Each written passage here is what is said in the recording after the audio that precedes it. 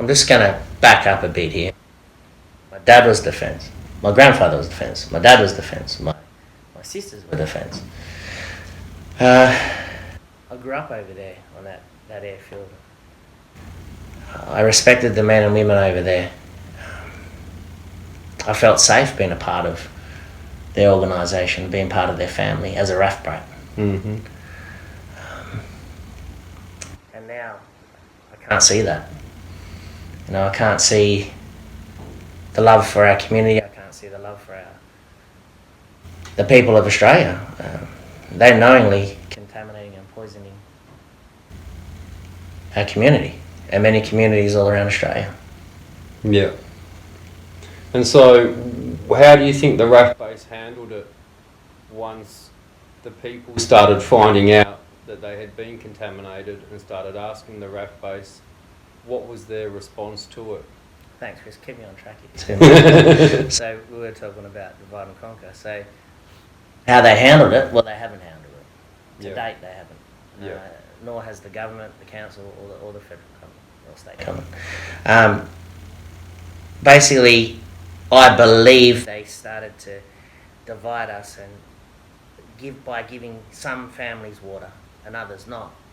And I remember after 2 or 3 weeks, and I would get my strength back again, and I'd start knocking on doors again, Chris, because it was pretty hard, you know. And then a few people started to hate me. How long have you known? People that I've known in this area since a little boy. Yeah. One in particular said to me, he didn't say it to me, but he didn't hang up. He left his phone on and started mouthing off to his wife and about me, saying, I'll never forgive Colin for not telling me weeks ago. So, you see, defence makes it my problem. Yeah. And then we start having an argument. And I said to him, well, wait a minute, it's not my problem, I'm just trying to tell you. Well, why didn't you tell me 2 weeks ago? You see, so this is the divide and conquer tactics that they began in 2016.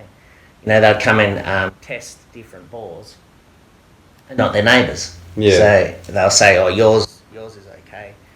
And then their neighbours, oh, we don't have to test yours because your neighbour's okay. Yeah. They'll test someone's chook eggs. I know Bob next door, his chook eggs got tested and they were over the limit of reporting. So basically, it's a bad idea to eat eggs.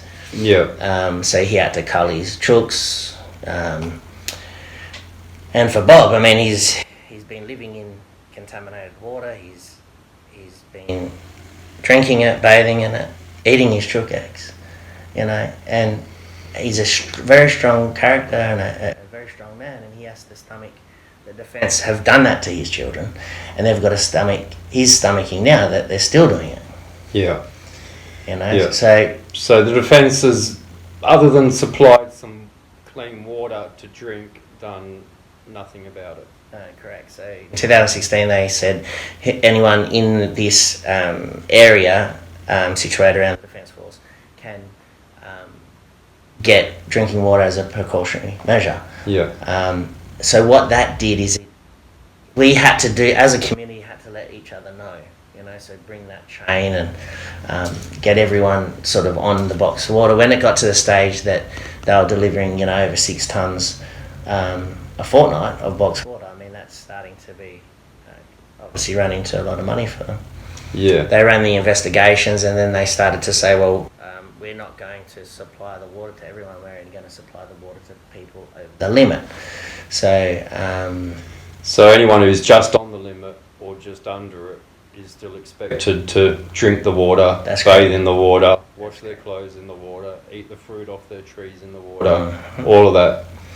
So what you have here, again, as going back into the divide and conquer, and then we can move on, is that you're taking water away from some neighbours and not others. So obviously Bob next door and Vic next door to me are on getting water delivered, which is fair because their water is a much higher contaminant than, say, ours are. So now, being in that situation where I've had to live off boxed water, and you know, getting on the media, and you'll see a lot of our media stuff, and I'm saying, why are we living like this? We're living like we're camping. To them taking the water away, and everyone sort of going, well, well, I'm not drinking the bore water again. Yeah. So, so to be clear on that, how many houses did you know of that were getting water, and then how many have been taken off that list and are now getting water?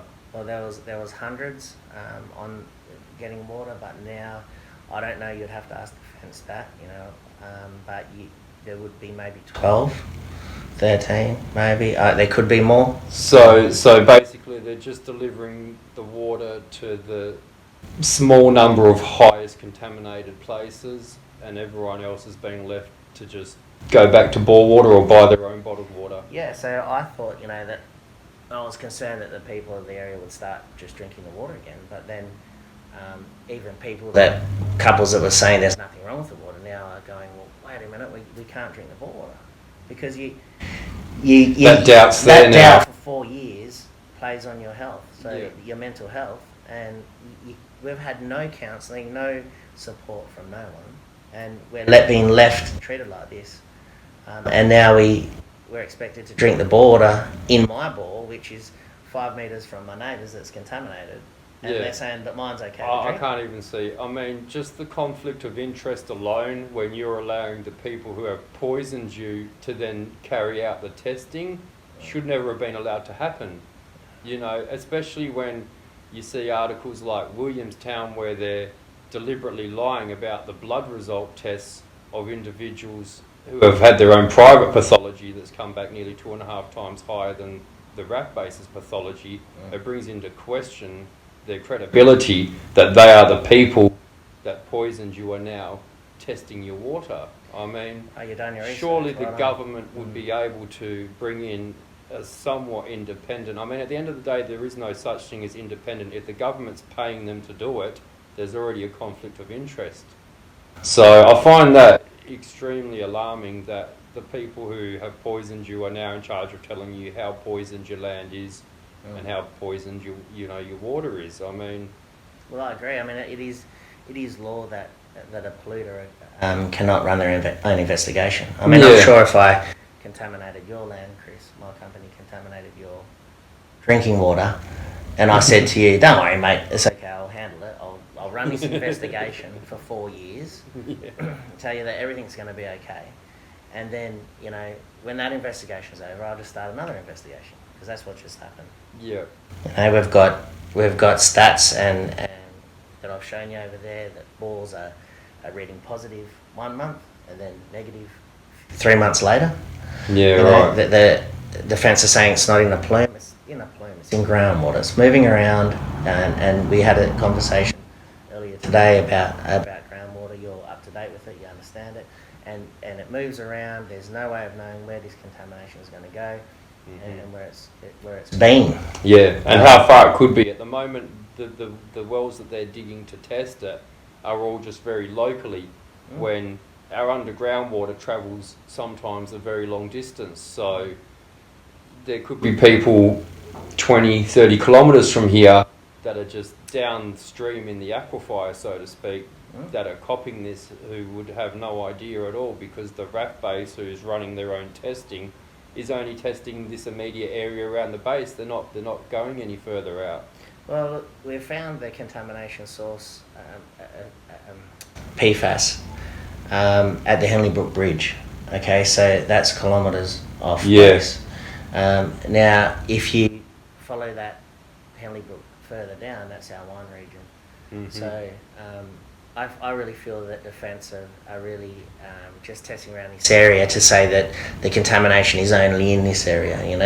They've stated that the Defence Force is being built on a clay bed, so most of the contaminant has been absorbed by the clay, and it's slowly leaching off. But they've given us a 90-year map on where the contamination is leaching. This contaminant's not going to go away. No. And it has been left for decades in the actual process of the contamination continuing on for so long that now the build-up and the spread could be phenomenal.